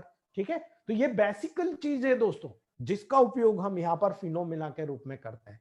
तो ये एक पूरा प्रिपरेशन दोस्तों, मुझे जिन लोगों को पूछना था कल थोड़ा सा मिस हो गया था, उन लोगों को भी मिल गया है दोस्तों। ये बेसिक साइंस है, इसलिए कभी भी कंफ्यूजन मत हो दोस्तों। जब कभी आपको न्यूट्रिशन ज्यादा देने की जरूरत हो, ज्यादा नेगेटिव में वर्क करने की जरूरत नहीं हो, आपको लग रहा है कि नहीं पेशेंट सहन कर सकता है और पेशेंट को हम जल्दी कवर कर सकते हैं, तो आप D4:1:9 का रेशियो यूज कीजिए दोस्तों। हमको कंफ्यूज होने की जरूरत नहीं है। यही उसको न्यूट्रिशन भी दे देगा, उसको न्यूट्रल काम भी कर देगा, और उसकी नेगेटिव काम भी कर देगा दोस्तों। तीनों काम एक साथ, सिक्रेशन बढ़ाना, सिक्रेशन घटाना और सिक्रेशन का बैलेंस करना, तीनों काम हम 19 से कर सकते हैं। लेकिन ये एक्यूट केस में बहुत ऑथेंटिक रिजल्ट देता है दोस्तों। कोई भी एक्यूट केस होता है वहां पर D4, D5, D6 बहुत अमेजिंग रोल अदा करता है, क्योंकि इसमें मॉलिक्यूल्स बहुत ज्यादा होते हैं, इतना इसमें गैप देखने को नहीं मिलता है दोस्तों। लेकिन जब यहां बात करते हैं 147 की दोस्तों, तो यहां पर शुरू से ही मॉलिक्यूल्स बड़े हुए, गैप उनकी बड़ी हुई मिलती है दोस्तों। तो मान लीजिए किसी को लोकल डिसीज हुआ इतनी जगह पर, ठीक है, अब लोकल डिसीज हुआ तो ये D4:1:9 का रेशियो बहुत अच्छे से काम करेगा दोस्तों, क्योंकि उसको इतनी जगह पे ही काम करना है। लेकिन इस लोकल डिसीज के कारण आसपास के टिश्यू में भी प्रॉब्लम हो गया, तो ये हो गई जनरल डिसीज। यानी एक से ज्यादा टिश्यू प्रभावित हो गए, एक से ज्यादा ऑर्गन प्रभावित हो गए, एक से ज्यादा सिस्टम प्रभावित हो गए दोस्तों। तो ऐसी कंडीशन में क्या ये या ये कौन सी मेडिसिन काम करेगी दोस्तों? वहां पर 147 बहुत जबरदस्त काम करेगी दोस्तों। इसीलिए मैं आपको प्रमोट करता हूं कि 147 नेगेटिव डिसीजेस में या पॉजिटिव डिसीज में या फिर एरिया वाइज, अगर लोकल एक जगह पे काम करना है तो इससे बेटर कोई मेडिसिन नहीं दोस्तों। लेकिन अगर हमको जनरलाइज काम करना है, डिसीज इतने से इतनी फैल चुकी है, क्योंकि आपके पास कोई पेशेंट अभी डिसीज हुई अभी थोड़ी आ जाएगा, राइनाइटिस हो रही है, साइनोसाइटिस हो रही है, हेडेक हो रहा, माइग्रेन हो रहा, ये काफी 2-4 साल इधर उधर बिगाड़ के जब सब पूरा केस बिगड़ जाता है तब आपके पास आएगा। यही वो समय होता है दोस्तों जब हमको मैजिक दिखाना पड़ता है। उस कंडीशन में इससे ज्यादा बेटर इफेक्ट आपको इसको देखने को मिलता है। ये जो सेकंड डायल्यूशन आप यूज करोगे पूरी स्थिति को न्यूट्रल कर देगा। उसके बाद में आप सिलेक्ट करिए पेशेंट की कंडीशन देखकर, उसके जितने भी साइड इफेक्ट थे हमने न्यूट्रल से दूर कर दिए। उसके बाद हम देखिए कि उसको आप फर्स्ट डायल्यूशन देने की जरूरत है या थर्ड। मैक्सिमम केसेस में हमको थर्ड डायल्यूशन देना पड़ता है और थर्ड डायल्यूशन से पेशेंट का बहुत अच्छा रिजल्ट मिलता है और मैक्सिमम केसेस में मैजिक मिलता है दोस्तों। और माइग्रेन हो या कोई सी भी कंडीशन हो, बहुत तेजी के साथ हम लोगों को रिजल्ट देखने को मिल जाता है, बहुत आसानी से रिजल्ट मिलता है दोस्तों। और इतना मैजिक मिलता है इलेक्ट्रोहोम्योपैथ में जो आपने कभी नहीं देखा होगा दोस्तों। तो ये चीज आपको मैंने बता दी दोस्तों। अब बात करते हैं जो नए बिगिनर्स हैं उनको बता रहा हूं मैं। हमारे इलेक्ट्रोहोम्योपैथ में हम डिसीज को एक्यूट, सब एक्यूट, क्रॉनिक इस कंडीशन में नहीं डिवाइड करते हैं दोस्तों। पहले हम डिवाइड करते हैं कि ये ज्यादा काम कर रही है या कम काम कर रही है, अर्थात दो कंडीशन, हाइपर या हाइपो। ठीक है दोस्तों, हम इन दो कंडीशन में डायरेक्टली डिवाइड कर देते हैं, हमको कोई मतलब नहीं एक्यूट हो, क्रॉनिक हो, सब एक्यूट हो। कोई भी ऑर्गन जरूरत से ज्यादा काम कर रहा है तो वो हाइपर कहलाता है। जो ऑर्गन जरूरत से कम काम कर रहा है वो हाइपो कहलाता है दोस्तों। अगर किसी का ब्लड प्रेशर बढ़ा हुआ तो क्या होगा दोस्तों, आप किस लेवल पे जाओगे, हाइपर लेवल पर। अगर किसी का ब्लड प्रेशर कम हुआ तो कहां जाओगे, हाइपो लेवल पर। जब आप ये दो कंडीशन देख रहे हो तो पूरी बॉडी में यही तो हो रहा है। डायरिया कहां जाएगा दोस्तों, डायरिया पॉजिटिव केस है लेकिन नेगेटिव मेडिसिन देना है, यानी कि थर्ड। और यहां पर अगर किसी का ब्लड प्रेशर कम है दोस्तों तो वहां पर हमको हाइपो कंडीशन मानकर उसको डायरेक्ट फर्स्ट डायल्यूशन या D4 यानी कि पॉजिटिव देना है। यानी कि हाइपो मतलब नेगेटिव डिसीज हो गया दोस्तों और हाइपो मतलब पॉजिटिव डिसीज हो गया। अब हमारा जो सिद्धांत है दोस्तों वो ऐसा नहीं है जैसा सिमिला सिमिलिबस क्यूरेंटर। यहां पर नेगेटिव डिसीज है तो नेगेटिव मेडिसिन दे दो, पॉजिटिव डिसीज हो तो पॉजिटिव। ये होम्योपैथ का, आयुर्वेद का सिद्धांत, एलोपैथ का सिद्धांत हो सकता, हमारा नहीं है दोस्तों। हमारा सिद्धांत है पॉजिटिव डिसीज में नेगेटिव मेडिसिन देना, नेगेटिव डिसीज में पॉजिटिव मेडिसिन देना। बहुत इजीली है दोस्तों, बहुत इजी। और हमको पकड़ने की भी जरूरत नहीं कि कौन सी डिसीज है, हमको ये देखना है कि ये ऑर्गन जो इसमें प्रभावित है वो ज्यादा काम कर रहा है तो पॉजिटिव डिसीज है, नेगेटिव मेडिसिन दे दो। ठीक है, नहीं समझ में आ रहा न्यूट्रल दे दो। बहुत इजी है दोस्तों। यही चीज हाइपो की कंडीशन में देखें हम, अगर हमको हाइपो डिसीज मिल रही है तो इसका मतलब ये नेगेटिव डिसीज है, तो हमको क्या करना है, पॉजिटिव दे दो। आप डायरेक्ट पॉजिटिव दे दो, बहुत इजीली कवर होता है दोस्तों। ठीक है ना, ये चीज हमको बहुत अच्छे से समझना इसी इलेक्ट्रोहोम्योपैथ में आता है दोस्तों। और जब इलेक्ट्रोहोम्योपैथ में इस चीज को कवर कर लिया जाता है तो बहुत सारे डिसीजेस आप ये चुटकी बजाते कवर कर सकते हो दोस्तों। चक्कर आ रहे हैं, एक डोज या दो डोज के अंदर चक्कर आना बंद होता है इलेक्ट्रोहोम्योपैथ में दोस्तों। पेट दर्द हो रहा है, एक या दो डोज में आप एलोपैथ का एनाफोटान, कॉन्ट्रामाल जो देना दे दो और हमारा फार्मूला दे दो। फार्मूला मतलब इलेक्ट्रोहोम्योपैथ मेडिसिन दे दो। आप रिजल्ट देख लो दोस्तों, कंपैरिजन कर लो आप, आपको पता चल जाएगा कि कई एमबीबीएस, कई बीएचएमएस डॉक्टर उस फार्मूले को चुरा के काम कर रहे हैं दोस्तों। ये ले लो, गोलियों में दे देंगे, लिक्विड में दे देंगे और इमीडिएट रिजल्ट लेंगे। नाम किसका हो रहा, उनका हो रहा, लेकिन मेडिसिन किसकी है, इलेक्ट्रोहोम्योपैथ की है दोस्तों। कई मेरे सर्जन दोस्त हैं दोस्तों, नाम नहीं बता सकता क्योंकि उनकी प्रॉब्लम हो जाएगी। कई मेरे सर्जन दोस्त हैं, एमएस सर्जन है, जो जब ऑपरेशन करते हैं तो ब्लू इलेक्ट्रिसिटी को डिस्टिल वाटर में प्रिपेयर करके उसकी वॉशिंग करते हैं ताकि जरूरत से ज्यादा ब्लीडिंग नहीं हो जाए। मैं एक डॉक्टर को, इंडस्ट्री वाले, इलेक्ट्रोहोम्योपैथिक इंडस्ट्री वाले एक डॉक्टर को जानता हूं जिनकी खुद की बहुत बड़ी मैन्युफैक्चरिंग यूनिट है और उनके बहुत सारे डॉक्टर्स उनके परिवार में हैं, जिनमें से कई सर्जन हैं दोस्तों। और वो स्पेशली ग्रीन इलेक्ट्रिसिटी और ब्लू इलेक्ट्रिसिटी का उपयोग बहुत जबरदस्त करते हैं दोस्तों। जब कहीं पर उनको ऑपरेशन करना होता है तो उस ऑपरेशन को करके वहां पर सबसे पहले ब्लू इलेक्ट्रिसिटी से उसको वॉश आउट करते हैं दोस्तों। और वॉश आउट करने के बाद जब टांके लगा लेते हैं तो उसके ऊपर ग्रीन इलेक्ट्रिसिटी डाल देते हैं और उसकी ड्रेसिंग उसी से पहले दिन करते हैं दोस्तों। और कुछ समय बाद जो 15 दिन में ठीक होना होता है वो 10 दिन, 8 दिन में पेशेंट ठीक हो जाता है। तो ये बेसिक हमने अपनी आंखों से देखा, इसलिए मैं आपको बता रहा हूं। लेकिन उनका नाम इसलिए नहीं ले सकता दोस्तों क्योंकि उनका प्रोफेशन इसके लिए उनको अलाउड नहीं करता है। ठीक है, लेकिन ये पॉजिटिव साइन है दोस्तों। हम इलेक्ट्रोहोम्योपैथ डॉक्टर के लिए पॉजिटिव साइन है कि एक एमबीबीएस डॉक्टर इसको अप्रिशिएट, भले वो नहीं मान रहा है लेकिन अप्रिशिएट कर रहा है कि हाँ इसके रिजल्ट हमको देखने को मिल रहे हैं दोस्तों। तो ये चीज इंपॉर्टेंस यहां पर आपको देखने को मिलता है दोस्तों। कल आपको मिटा सकता हूं ना दोस्तों, बाद में आपको और बताता हूं।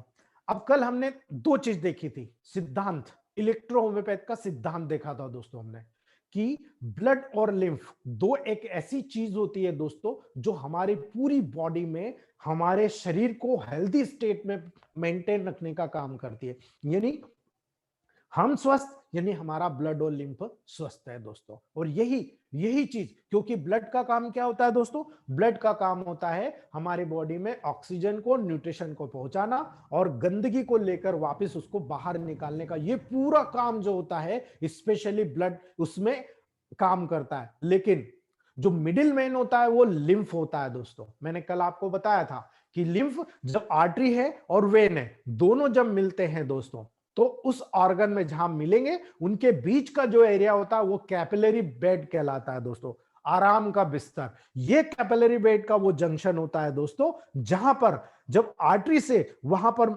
सर्कुलेशन आता है दोस्तों, तो ये आर्टरी और वेन के लेवल पर जो सर्कुलेशन आता है, इस आर्टरी की जो डायलिटेशन होता है, वहां पर प्रेशर होता है, उससे जो पोर्स होते हैं उससे निकलकर वहां पर लिम्फ कलेक्ट होता है दोस्तों। और जब लिम्फ वहां पर कलेक्ट हो जाता है तो वो लिम्फ ही उस पार्ट के टिश्यूज को ऑक्सीजन और न्यूट्रिशन प्रदान करता है। तो किसके माध्यम से जा रहा है, लिम्फ के माध्यम से उस ऑर्गन या टिश्यू को वहां पर ऑक्सीजन और न्यूट्रिशन प्राप्त हो रहा है। लेकिन जब वीनस सिस्टम की बात आती है, वीनस कैपिलरीज की बात आती है दोस्तों, तो वहां पर वही लिम्फ जो ऑक्सीजन और न्यूट्रिशन को देकर आगे की तरफ बढ़ा, वहां पर सेल का मेटाबॉलिक प्रोसेस के कारण जो कार्बन डाइऑक्साइड, जो अमोनिया, जो भी वेस्टेज मटेरियल होता है, वो इसी लिम्फ के माध्यम से वापस उसी वीनस सिस्टम में आता है दोस्तों। उसी लिम्फेटिक चैनल के माध्यम से वापस वीनस सिस्टम में आता है और यहां से वीनस सिस्टम से डायरेक्टली हार्ट में जाता है और हार्ट से फिर वही प्रोसेस के माध्यम से वापस पूरी बॉडी में सर्कुलेट हो जाता है दोस्तों। तो ये दो प्रोसेस हो गई, यानी लिम्फ मिडिल मैन के रूप में काम करता है दोस्तों। हम खाना खाए, खाना खाने के साथ में न्यूट्रिशन आया, न्यूट्रिशन हमारी बॉडी में पहले हार्ट में गया, हार्ट में से जब ऑक्सीजन में प्यूरिफाई होने के लिए ब्लड गया, जब हमने सांस ली ऑक्सीजन उससे जुड़ा, खाने में जो न्यूट्रिशन हमने लिया था वो दोनों जुड़ गए, ऑक्सीजन और न्यूट्रिशन हमारी बॉडी में गया दोस्तों। और जब ऑक्सीजन और न्यूट्रिशन हमारी बॉडी में गए, पर्टिकुलर सेल के लेवल पे गए, टिश्यू के लेवल पे गए, ऑर्गन के लेवल पे गए, सिस्टम के लेवल पे गए और पूरी बॉडी के लेवल पे गए दोस्तों, तो वहां पर मेटाबॉलिक प्रोसेस होती है। वो मेटाबॉलिक प्रोसेस हमारे को एनर्जी प्रदान करती है दोस्तों। वही एनर्जी से हम हमारी हेल्दी स्टेट को मेंटेन करते हैं, हमारी ग्रोथ को डेवलप करते हैं दोस्तों। हमारी बॉडी की कंप्लीटली ग्रोथ इसी चीज से होती रहती है। लेकिन ये चीज मेटी जी ने बहुत अच्छी तरीके से पकड़ी दोस्तों, उस चीज को बहुत अच्छे से समझा कि जब इसी लिम्फ और इसी ब्लड में अगर किसी प्रकार का दूषित वातावरण डेवलप हो जाए, यानी इनमें कोई ना कोई इनके कंपोजिशन में चेंज हो जाए, कोई गड़बड़ हो जाए, तो डेफिनेटली हम लोग बीमार हो जाते हैं दोस्तों। और यही वो स्टेज होती है जिसमें ऑक्सीजन का लेवल कम हो जाता है। अभी आप देख रहे होंगे कोरोना में दोस्तों, कोरोना में हो क्या रहा है, लंग्स पे इफेक्ट हो रहा है तुरंत लंग्स पे। तो लंग्स में चिपचिपा म्यूकस का बहुत ज्यादा क्रैपिटेशन हो गया, लोब्स के लोब्स प्रभावित हो रहे हैं। तो वहां हो क्या रहा है दोस्तों, वहां पर लंग्स की म्यूकस मेम्ब्रेन प्रभावित हो रही है, डेफिनेटली वहां पर लिम्फ और स्पेशली ब्लड प्रभावित हो रहा है दोस्तों। और ब्लड जब ये इस तरह के वायरल इंफेक्शन हो रहा है, तो अगर हम डिसीज का लेवल देखें तो 10 में से 9 डिसीज लिम्फेटिक सिस्टम से रिलेटेड यानी लिम्फ से रिलेटेड होती है। यानी लिम्फ का सबसे ज्यादा दूषित होना हमारे इंडिया में सबसे ज्यादा 9 डिसीज 10 में से काज करता है। एक ही डिसीज होती है ब्लड की जो 10 में से हमको वहां पर सेंगुइन टेम्परामेंट की देखने को मिलती है। तो लिम्फेटिक टेम्परामेंट जो होता है दोस्तों सबसे ज्यादा डोमिनेट करता है और सेंगुइन टेम्परामेंट भी डोमिनेट करता है। लेकिन जब डोमिनेंसी एक दूसरे में मिक्स होने लगती है तो वो मिक्स टेम्परामेंट में कन्वर्ट हो जाता है। ज्यादा पढ़ने वाले लोग होते हैं वो नर्वस टेम्परामेंट में चले जाते हैं। जो लोग बहुत ज्यादा मेहनती होते हैं, जिनकी आंखें हमेशा पीली दिखती है लेकिन पीलिया नहीं होता, बहुत हेल्दी स्टेट मेंटेन करते हैं दोस्तों, वो लोग जो होते हैं वो बिलियस टेम्परामेंट के होते हैं। जितने साउथ के लोग होते हैं जो बहुत मेहनती होते हैं, जिनका रंग हल्का सा सांवला होता है दोस्तों, ये ज्यादातर जो व्यक्ति होते हैं ये बिलियस टेम्परामेंट के होता है। तो ये कैरेक्टरिस्टिक होता है ये। और जो नर्वस टेम्परामेंट के लोग होते हैं बहुत इंटेलिजेंट होते हैं दोस्तों, लेकिन उनको डाइजेस्टिव प्रॉब्लम्स पाई जाती है दोस्तों। जो लिम्फेटिक टेम्परामेंट वाले होते हैं वो बहुत मजबूत होते हैं, लेकिन उनको भी डाइजेस्टिव प्रॉब्लम पाई जाती है। तो हमको जब टेम्परामेंट के लेवल पर हम डायग्नोस करते हैं तो हमको बड़े आसानी से हम इलेक्ट्रोहोम्योपैथ को सीख सकते हैं, उसका ट्रीटमेंट कर सकते हैं दोस्तों। क्यों? अगर वाइटेशन हो रहा है तो क्यों हो रहा है दोस्तों? तो ये हम लोगों को पता है कि आजकल लिम्फ और ब्लड का दूषित होना इस बात पर निर्भर करता है दोस्तों, क्योंकि हम समझदार होके भी बेवकूफी करते हैं दोस्तों। हम लोग डॉक्टर होके भी बेवकूफी करते हैं। जिन लोगों को पता नहीं है वो तो ठीक है, हम लोग हमारी बायोलॉजिकल क्लॉक को मेंटेन नहीं करते हैं दोस्तों। हम लोग बहुत स्ट्रेस में रहते हैं, बहुत टेंशन में रहते हैं, कभी भी टाइम से खाना नहीं खाते, कभी भी टाइम से पानी नहीं पीते, कभी हम हमारे शरीर के लिए एक्सरसाइज नहीं करते, हम लोग कभी भी हेल्थ को मेंटेन नहीं करते दोस्तों। ये सारी चीज हम लोगों की डेली रूटीन में डिस्टर्बेंसेस के कारण हो रही है। हमको पता होना चाहिए दोस्तों, अगर हम बायोलॉजिकल क्लॉक को समझे कि भाई ये ब्लड का इंप्यूरिटीज कैसे हो रहा है, कैसे हो रहा है भाई, ये लिम्फ और ब्लड इंप्योर कैसे हो रहा है दोस्तों।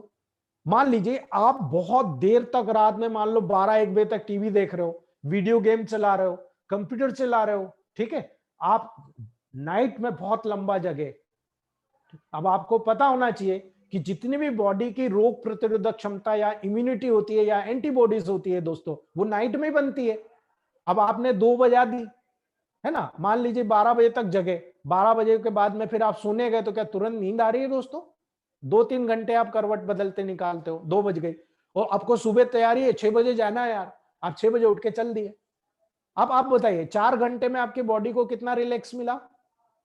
एंटीबॉडी बनेगी दोस्तों? एंटीबॉडी आपकी बॉडी में नहीं बनेगी, एंटीबॉडी बनना कम हो जाती है दोस्तों, मल्टीविटामिन कम होना शुरू हो जाता।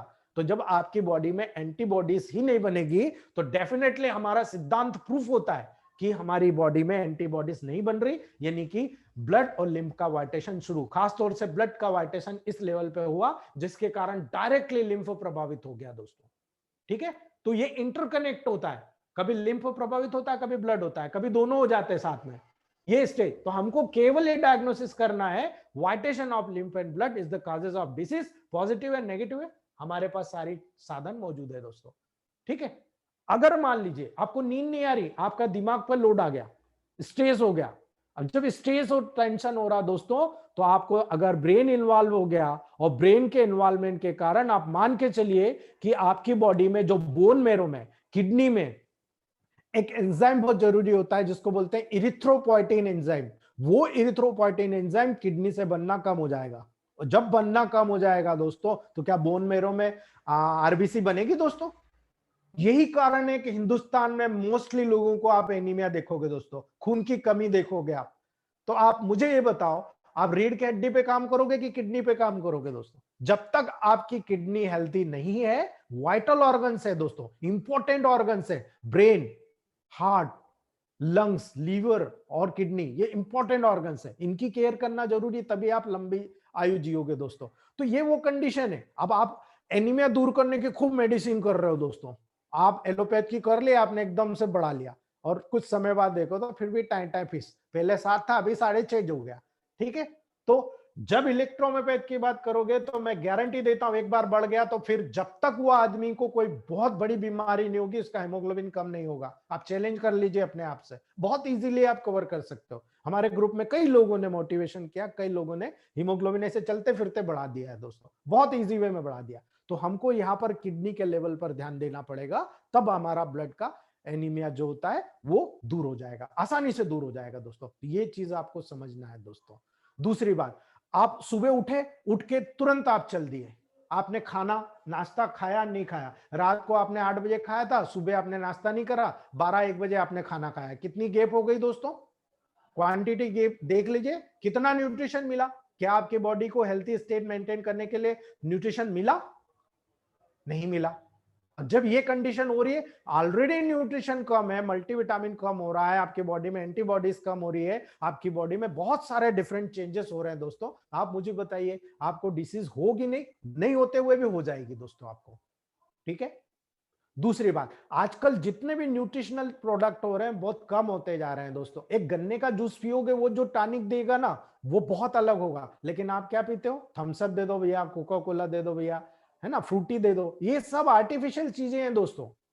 ये कभी भी आपकी बॉडी के लिए, जंक फूड हुआ, ये आपकी बॉडी में न्यूट्रिशन पैदा नहीं करते, न न्यूट्रिशन देते हैं, न ऑक्सीजन लेवल मेंटेन करते हैं, न एंजाइमेटिक एक्टिविटी को मेंटेन करते हैं। ये आपकी बॉडी की ग्रोथ को डिस्ट्रक्ट करते हैं। और जब डिस्ट्रक्ट कोई चीज बार बार हो रही है दोस्तों, तो डेफिनेटली आपकी आयु कम हो जाती है। आज आप देखेंगे जितने भी लोग हैं, मैक्सिमम बच्चे को भी देखेंगे तो बाल सफेद लेके आपके पास आ रहा, साहब ये तो अभी 11 साल का, इसके इतने बाल सफेद हो गए। आप क्या करोगे बताओ आप मुझे? यही आपको समझ में आ रहा है कि न्यूट्रिशनल डेफिशिएंसीज हो रही, और यही कारण है दोस्तों। अगर एक्ने देखा जाए, मुहासे देखा जाए, इरप्शंस देखा जाए, जो देखो उसको इरप्शंस निकल रहे हैं, जो देखो फंगल देख लो आप, क्यों हो रहा है दोस्तों? सारे लोग स्किन डिसीज की मेडिसिन तोल तोल के मुट्ठी भर भर के दे रहे हैं, लेकिन ये नहीं समझ रहे हैं कि पोल्यूशन के वजह से, पेस्टिसाइड के ज्यादा उपयोग करने के वजह से, उसकी डेली रूटीन में बायोलॉजिकल क्लॉक के इम्बैलेंस होने के कारण उसको डिसीज डेवलप हो रही है, यानी उसकी इम्यूनिटी पावर कम हो रही है। हम इसी चीज पे ध्यान दे रहे हैं दोस्तों। ये चीज best medicine to improve your immunity power. आप इम्यूनिटी पावर को बढ़ा रहे हो, और यही सब कर रहे हैं, लेकिन हम डायरेक्ट काम कर रहे हैं। वही इम्यूनिटी पावर जब आप D4 या फर्स्ट डाइल्यूशन में दोगे तो उस व्यक्ति की इम्यूनिटी पावर बढ़ाएगा दोस्तों।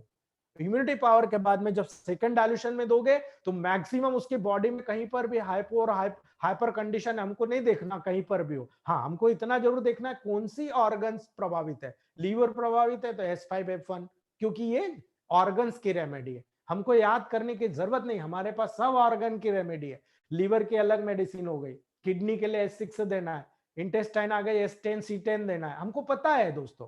हमको कुछ नहीं करना है, ये मेडिसिन हमारे दिमाग में फिट है। केवल ये देखना है कि इसका फंक्शन गड़बड़ हुआ तो हम फंक्शन की मेडिसिन देंगे, स्ट्रक्चर गड़बड़ हुआ तो स्ट्रक्चर की मेडिसिन देंगे, फीवर आया तो फेब्रिफिको दे देंगे, पैरासाइट बैक्टीरिया वर्म वगैरह है वर्वन दे देंगे, क्योंकि हमको पता है कि हमारी मेडिसिन पर्टिकुलर वर्क के लिए बनी हुई है। इसलिए ये मैजिक साइंस है दोस्तों। इसलिए मैजिक साइंस जो लोग अनऑफिशियली प्रैक्टिस करते हैं, मतलब जो डिग्री वाले भी नहीं होते, वो भी बहुत आसानी से इलेक्ट्रोहोम्योपैथ को सीख सकते हैं, प्रैक्टिस कर सकते हैं और मैजिक रिजल्ट दे सकते हैं दोस्तों। तो आज का ये टॉपिक मेरा यहीं तक था दोस्तों। आज आपके सवाल जवाब की बारी है दोस्तों। आप लोग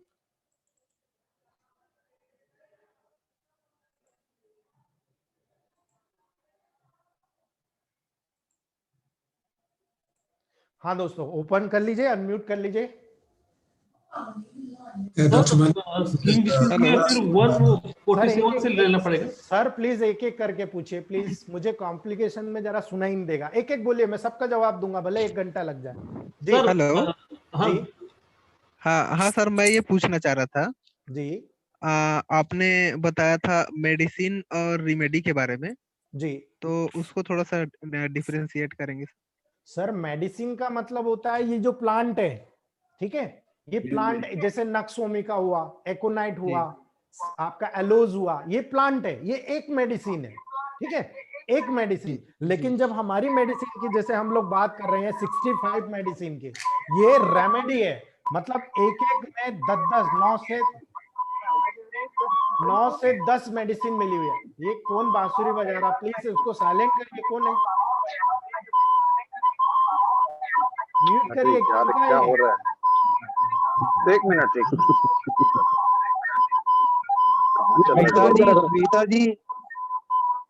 सविता जी म्यूट करिए। सविता जी यस। लोग समझते नहीं है कि ये कितना इम्पोर्टेंट है। एक रोटी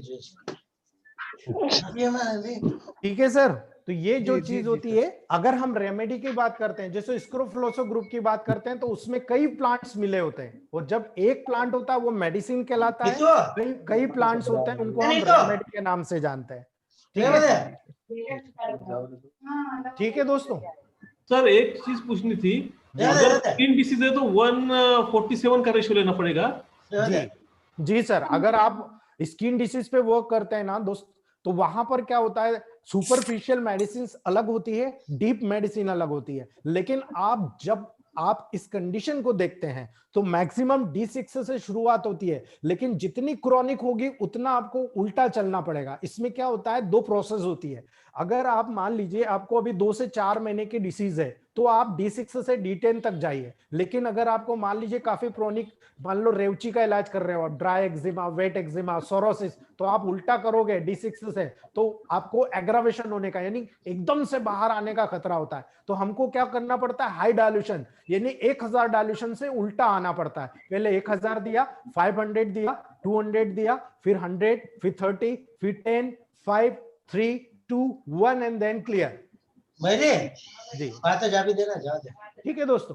तो ये 1:147 का ही लेना पड़ेगा रेशो, 19 का नहीं। 1:47 में बहुत ज्यादा यूज करता हूं सर, मैक्सिमम 90% डिसीज में मैं 147 यूज करता हूं सर। और मुझे और मेरे ग्रुप में बहुत सारे लोग हैं जो 147 यूज करते हैं और मैजिक रिजल्ट उनको थैंक यू सर।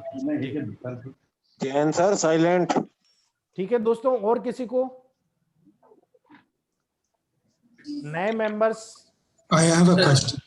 सर वो लिम्फ कैसा बन रहा है एक बार फिर समझाइए ना सर।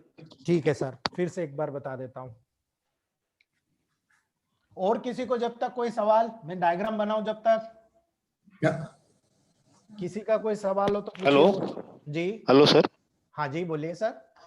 Hello sir. हाँ जी। दो मेडिसिन एक साथ लेने का है डिपोर का, तो कैसा करने का है? दो मेडिसिन का 2 पार्ट करने का, कैसा करने का? सर एक्चुअल में क्या होता है, 2 मेडिसिन अगर आपको लेना है तो अलग अलग प्रिपेयर करके रखिए आप, ठीक है, और उनको मिक्स कर दीजिए। ओके डिपोर, ठीक है ना। हाँ, आपको ये देखना है कि उन 2 में से कौन सी मेडिसिन ज्यादा इंपॉर्टेंट है। ठीक है, अगर सपोर्टिव मेडिसिन है तो उसको पहले मेडिसिन से कम रखना है आपको। जो मेन ऑर्गन की तरफ भेजना है वो मेडिसिन ज्यादा होना चाहिए। ठीक है। हेलो ठीक है। हाँ जी। हेलो। हाँ बोलिए मैम। हाँ सर प्रणाम। मेरे को ये पूछना था कि मेडिसिन का जो हम डाइल्यूशन बनाते हैं, इनको हमें कहाँ किस तरह से, सारा पहले ही बना के रख लेते हैं या फ्रेश डाइल्यूशन बनाना होता है, और इनको स्टोर कैसे करते हैं? अगर आपको टाइम हो तो आप ताजा बना के दीजिए। अब मेरे पास टाइम नहीं रहता मैम, तो मैं मैक्सिमम कम से कम बना के रखता हूँ, और बनाने के बाद में जैसे ही पेशेंट आता है हर डाइल्यूशन, जैसे मान लो मुझे 3 मेडिसिन, जैसे आप मान लो ये मुझे S1, A3 और L1 देना है इसको D5 में। ठीक है, हेलो, मुझे S1, A3, L1 D5 में देना है, तो मैं तीनों को मेडिसिन को देखता हूं कि इसमें मुझे 30 ml बनाना है मान लो, तो मैं ये देखता हूं कि 30 ml में से मुझे इंपॉर्टेंस क्या है। तो मान लो मुझे S1 का ज्यादा इंपॉर्टेंट है तो मैं इसको ज्यादा क्वांटिटी में यानी 12 ml लूंगा। मुझे लगता है L1 का इंपॉर्टेंट भी ज्यादा है तो मैं इसको यहाँ पर मैक्सिमम 8 से 10 ml ले लूंगा। 10 ml ले लिया और बाकी का बचा मैंने 8 ml A3 को ले लिया। जिस मेडिसिन का ज्यादा इंपॉर्टेंट होता है उसको इक्वल क्वांटिटी में ज्यादा लेना है, जिस ऑर्गन की तरफ भेजना है वो मेडिसिन की ज्यादा मात्रा लेना है, और बाकी के मेडिसिन को कम मात्रा में यूज करते हैं हम। ठीक है, ठीक है, thank you sir, thank you. आप क्वेश्चन पूछ के ना अपना माइक म्यूट कर लीजिए प्लीज। Hello hello sir. हाँ जी बोलिए सर। जैसे स्किन डिजीज में आपने बताया कि लाइटर डाइल्यूशन देना है, उसको 500 वाट डाइल्यूशन देना है या 1000 वाट डाइल्यूशन देना है, तो सर इतने डाइल्यूशन कैसे बनाएंगे? ये 500 या 1000? ये कंपनी से डायरेक्ट हमको मिलता है मैडम, बेक पोटेंसी। मान लो आपको 10th डाइल्यूशन बनाना है तो ये 9 नंबर का आपको कंपनी दे देती है। आप जब मंगाएंगे तो आपको मिल जाएगा 9, 29 से 30 बनता है, 9 से 10 बनता है, 199 से 200 बनता है, 999 से आपका 1000 बनता है। ये जो पोटेंसीज है 9, 29, 199, ये कंपनी से डायरेक्ट आपको मिल जाती है बैक पोटेंसी। अब आप बहुत सस्ती मिलती है ये, और इसको 147 से तोड़ के हम घर बना सकते हैं। ठीक है ना सर नमस्ते सर। नहीं नमस्ते सर, हमारा पास D3 है, पेशेंट को D6 देना है जी, और D4 D5 बना के D6 देना है, क्या D3 से डायरेक्ट D6 बना सकते हैं? बिल्कुल बना सकते हैं सर, बहुत इजी प्रोसेस है। उसके बारे में कल आप ज्वाइन कीजिए, मैं कल वही डायरेक्ट प्रोसेस आपको बताऊंगा सर। ठीक है ना? जी thank you sir, thank you. मैं भी इसी बात को वेट कर रहा था सर कि D3 से डायरेक्ट D6 बनाना है, तो सर ये कैलकुलेशन थोड़ी सी कंफ्यूजिंग में थी सर जी। बिल्कुल आपको कल वही बताई जाएगी सर, कल आपको पूरा डिटेल स्टडी इसमें डायल्यूशन कैसे डायरेक्टली हम 2-3 डिसीज के बारे में बताऊंगा, उन डिसीज में हम मेडिसिन सिलेक्ट करना बताऊंगा, कैसे उसको बना के देना वो बताऊंगा, डायरेक्टली कैसे देना है उसको हम तोड़ के, अगर पहले से हमारे पास D4 D5 6 या फिर फर्स्ट सेकंड और थर्ड डायल्यूशन पहले से प्रिपेयर है तो हम उसको कैसे मिक्स करके दे सकते हैं, ये भी मैं कल बताऊंगा आपको। थोड़ा लंबा है, आधा घंटा लग जाएगा, इसलिए मुझे कल बताना पड़ेगा। बैक पोटेंशियल के बारे में कुछ बता दीजिए। हेलो हेलो जी सर, एक पूछना था कि आपने अभी स्किन डिसीजेस के बारे में बताया, जी। तो अभी ब्रेन डिसऑर्डर्स में भी ये काम करता है क्या इलेक्ट्रो होम्योपैथी? ब्रेन डिसऑर्डर्स जैसे कि कोमा पेशेंट है या फिर 100% पैरालिसिस पेशेंट है? बिल्कुल 100% वर्क करता है मैम। ओके सर जी क्योंकि वो बहुत इम्पोर्टेंट है ना सर कि पैरालिसिस पेशेंट है। आपने मेरा शायद स्टार्टिंग में प्रोटोकॉल सुना नहीं, मैंने आपको क्या बोला, पूरा 9 मंथ में आपको पूरी बॉडी का पूरा बताया जाएगा, लेकिन जो आखिरी के 3 मंथ है वो पूरा सेंट्रल नर्वस सिस्टम पे वर्क होगा, मतलब पूरा बॉडी का nervous system, migraine, bipolar disorder, mania, hysteria, even neuralgia, neurological disease, आपका पैरालिसिस, ये सारी चीज को आपको पूरा डिटेल में बताया जाएगा। Okay thank you sir, thank you. अच्छा, अभी कौशल जी पूछ रहे हैं कि किडनी का ट्रीटमेंट है इलेक्ट्रो होम्योपैथी के अंदर, हर क्रॉनिक डिजीज का, हर एक्यूट डिजीज का ट्रीटमेंट है और बड़ा सक्सेसफुल ट्रीटमेंट है। लगानी शुरू कर वैसे से। जी दोस्तों, ये आपने कल पूछा था अभी किसी ने कि लिम्फ का बता दीजिए। दोस्तों ये पूरा आपको मैं बता रहा हूँ, एक बार 5 मिनट आपका है।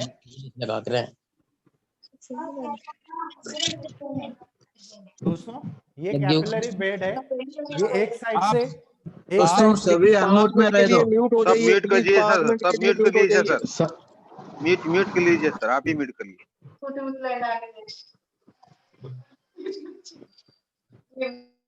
दोस्तों यहाँ पर ये प्रोसेस आप देखिए, एक साइड से ये आर्टरी है, एक साइड से ये वेन है। दोस्तों वेन में यहाँ का जो मेटाबॉलिक प्रोसेस होता है, वहां का ब्लड वापस जाता है। ये जो आर्टरी जब यहाँ पर आती है दोस्तों और किसी ऑर्गन को सप्लाई करती है, तो वहीं पर वीनस सप्लाई भी होती है। आर्टरी के कैपिलरीज और वीनस के कैपिलरीज दोनों इस तरह से मिक्सअप होती है हर ऑर्गन में, और उस ऑर्गन में दोनों जहां मिक्सअप होती है वहां की कैपिलरी के बीच में कैपिलरी बेड होता है, उस कैपिलरी बेड के बीच में इनका न्यूट्रिशन आना और वहां से न्यूट्रिशन वापस जाना, ये दोनों प्रोसेस यहां पर होती है। तो जहां आर्टरी का जो हाइड्रोस्टेटिक प्रेशर होता है, जो आर्टरी का ब्लड सर्कुलेशन का प्रेशर होता है, बहुत ज्यादा हाई होता है, और इसी कारण जब वहां पर कोई चीज आया न्यूट्रिशन का तो वो डायलेट हो जाती है, फैल जाती है, और फैलेगी तो उनके बीच में छोटे छोटे पोर्स होते हैं, उन पोर्स में से जो वाटर और जो डब्ल्यूबीसी निकल के बाहर आती है, जिसको हम लिम्फ का नाम देते हैं। दोस्तों ये जो लिम्फ होता है इन्हीं आर्टरीज के माध्यम से छनकर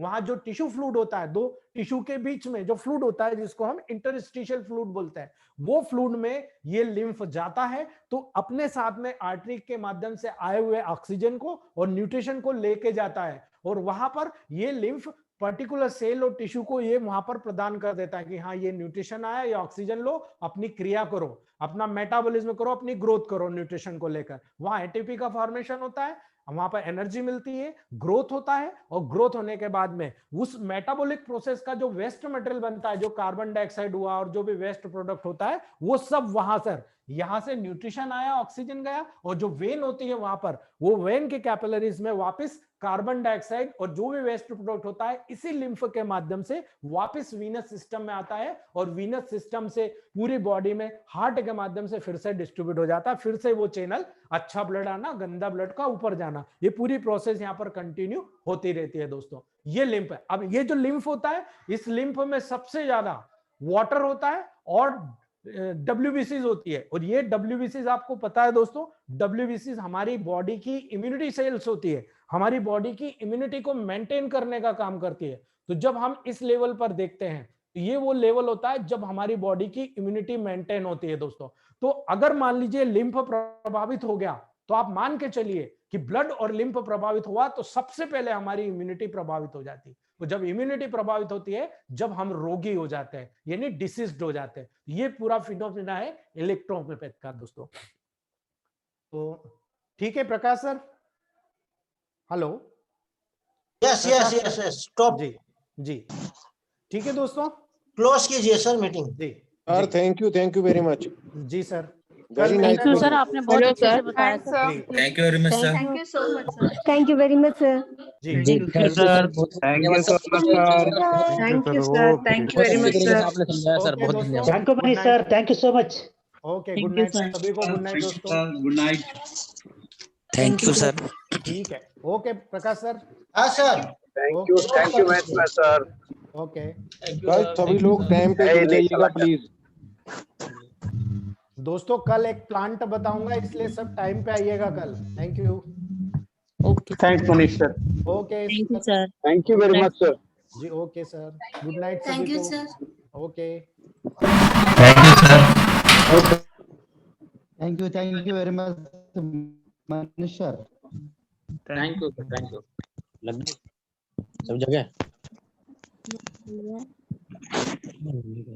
थैंक यू सब, थैंक यू सो मच।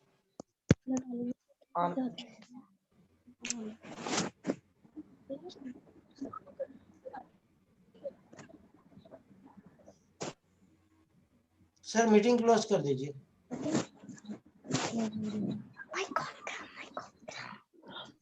हमने पापा लगा